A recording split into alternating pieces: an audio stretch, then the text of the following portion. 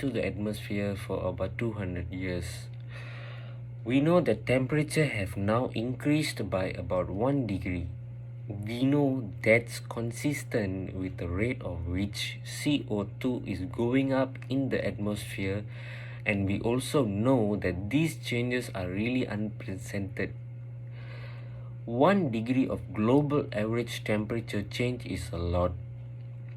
Temperature has never increased by 1 degree over 100 years in the history of the Earth. It was about the year 2016 that we officially crossed 1 degree of human-induced global warming. We have seen about 1.5 to 2.5 degrees of changes already in Canada. In the winter in Canada, we have seen more than 3 degrees just over the last 50 years. Meanwhile, in the Arctic in Canada, we have seen 5 degrees of warming already. Consistent with this 1 degree of globally average temperature, so that 1 degree gets amplified in the different part of the world because of the local feedbacks that we know and understand quite well. It means actually a very different climate. We are seeing weather extremes start to change in character and severity.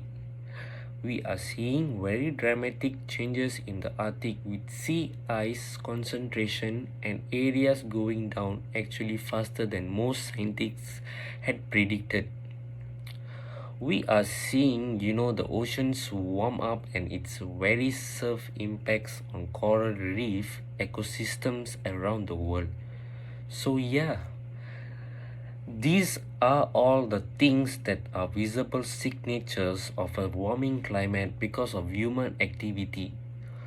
Temperature will continue to increase as long as we continue to emit the greenhouse gases.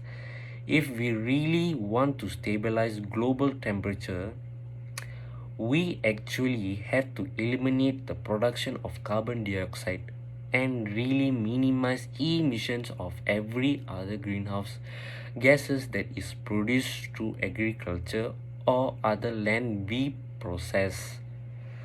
So the scientific case for a really dramatic policy response to this challenge is very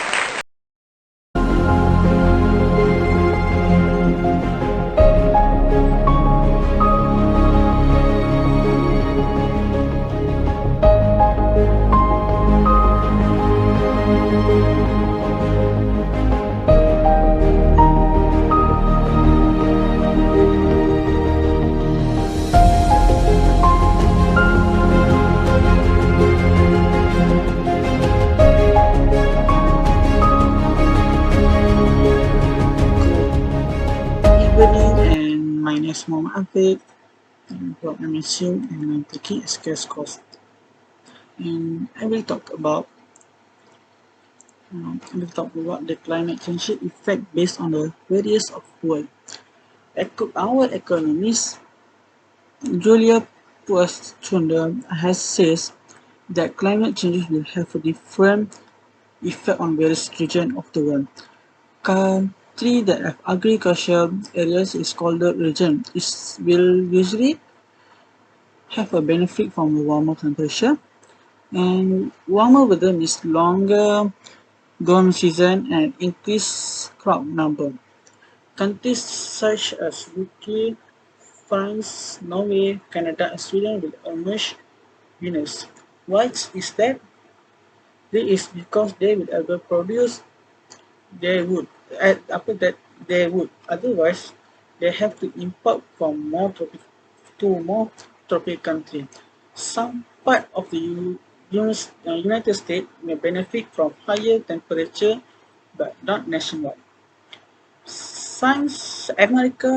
America has many valuable coastal cities. Their losses will more likely outweigh the personal gains. Northern countries also expect the benefit from migration. Those living coastal cities and other areas prone of the natural disaster are likely move to north. Real estate in places like Boston and Buffalo is expected to be a location of demand. Throughout the next century, we, our child, grandchildren, and great grandchildren are going to witness the destructive effect of climate change. The question is, are we ready? So, in a warmer world, the disease spread even faster. War break out over resource, the entire economic collapse. Unfortunately, the most significant impact will be felt areas that are already unstable as it is. Otherwise, the most prosperous nation reap the benefit of warmer. And thank you. That's all from me. It's a random planet in a random solar system, in a random part of a random galaxy. And somehow it wound up having the perfect conditions to support life: water, a breathable atmosphere, and a climate that is not too hot, not too cold, but just right. In the interstellar climate lottery, it seems that we hit the Goldilocks jackpot. But that isn't to say our climate has been this way forever or will continue to stay this way. The Earth has undergone many changes to its climate in its 4.5 billion year existence. Scientists estimate that it has undergone no fewer than 5 distinct ice ages during that time, and we're officially in one now that started 2.6 million years ago, alternating between glaciers very slowly advancing over 100,000-year glacial periods and very slowly retreating over 10 to 15,000-year interglacial periods. In the past 250 years, we've seen increasing changes to our climate, due in part to global greenhouse gas emissions, specifically CO2 and methane, that trap the sun's heat in our atmosphere like the glass in a greenhouse does. We need a mix of adaptation and mitigations measured to meet the challenge of climate change, but is hampered by a lack of information on the costs and benefit of adaptation. Even the most rigorous mitigations effect cannot avoid some impacts of climate change over the next few decades. Indeed, we are beginning to see these impacts now. This makes adaptation estimated, particularly in addressing near-term impacts. However, unmitigated climate change will, in the long term, and be likely to exceed our capacity to adapt. It is hesitant and developed a portfolio of mixed strategies that decide included mitigations, adaptation, technology development to enhance both adaptation and mitigation, and research on climate science impacts adaptation and mitigation. But analysis of the benefit of various mixed strategy is severely restricted at the present by lack of information on potential cause of impacts, by lack of comparable information on the damage that couldn't be avoided by adaptations, and especially by the lack of understanding how these impacts will vary under different socio-economic development pathways. It is important that these gaps in our knowledge and fill quickly. We need to take a part of a try to stop global warming and other effects to climate change. If the Earth temperatures continue to rise in the future, living things on the Earth will become extinct due to the high temperature. Human included, climate change has contributed to changing patterns and extreme weather across the globe, from longer and hotter heat waves to heavier rain.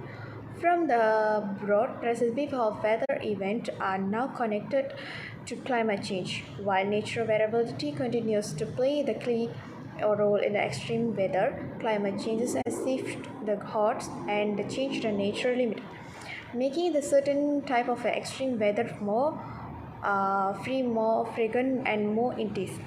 While our understanding of how climate change affect extreme weather still developing, evidence suggests that extreme weather may be affect the being one more anticipate that extreme weather is on the rise, and indications are that it will continue to increase in the both predictable and unpredictable ways. And thank you.